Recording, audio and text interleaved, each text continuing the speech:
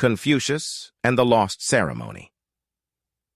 Once upon a time in ancient China, there lived a wise philosopher named Confucius. He was known for his teachings on proper conduct and rituals, which he believed were crucial for maintaining a harmonious society. One sunny day, Confucius decided to take a stroll through a bustling village. As he walked, he noticed a group of young children playing in the town square.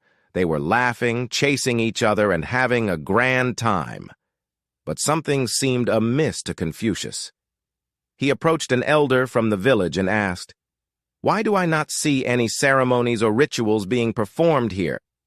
In my teachings, I emphasize the importance of lie, the way of propriety and ritual. It seems the village has forgotten its customs." The elder replied, "Oh, revered Confucius, times have changed and the younger generation no longer values these rituals. We have lost touch with our traditions." Confucius, deeply concerned, decided to do something about it. He gathered the children and began to teach them about the significance of rituals and propriety. He explained that these customs were not just about rules, but were a way of showing respect and consideration for others.